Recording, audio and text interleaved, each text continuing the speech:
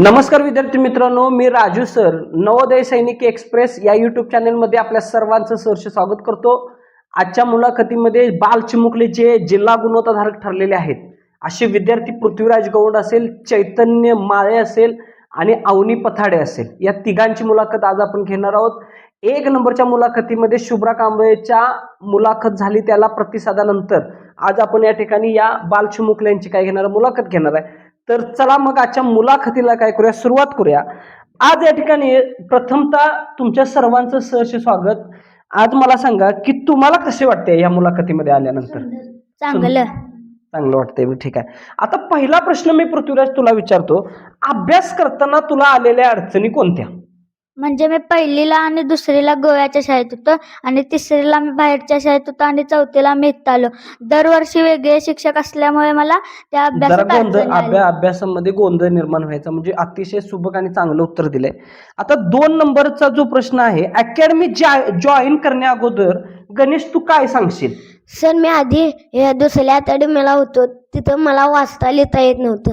तर त्या शिक्षकांनी म्हणले आमच्या आई बाबांनी हे तुमच्या पोरग्याला वाचता लिहिता येत नाही, इथं ॲडमिशन होऊ शकत नाही। मग मी इथं शाळेला आलो, मग माझं इथं ॲडमिशन झालं। मला राजू सरांनी सुंदर छान शिकवले। माझा जिल्ह्यात प्रथम क्रमांक बसला व माझे आई बाबा पण आनंदी आहेत। ओके, शब्बाश।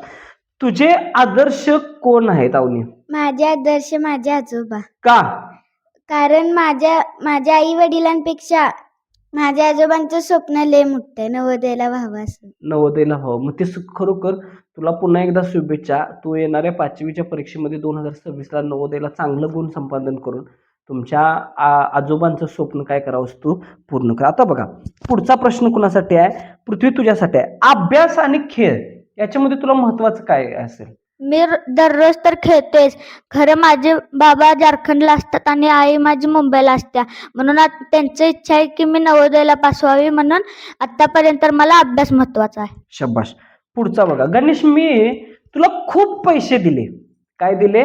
पैसे दिले, तर तू त्या पैशांचं काय करशील? सर, मी शिक्षणासाठी व आमचे आई वडील, आमचा दादा आहे त्याच्यावर काम चालतात, आई वडील आमचे माझ्यासाठी तसे चालतात, म्हणून ही पुस्तकं मला वैश्यबल अधिकारी म्हणून जाणार आहेत आणि अधिकारी करणार आहेत। मोठे झाल्यावर तुला काय व्हायचं आहे? मला डॉक्टर किंवा कलेक्टर। का?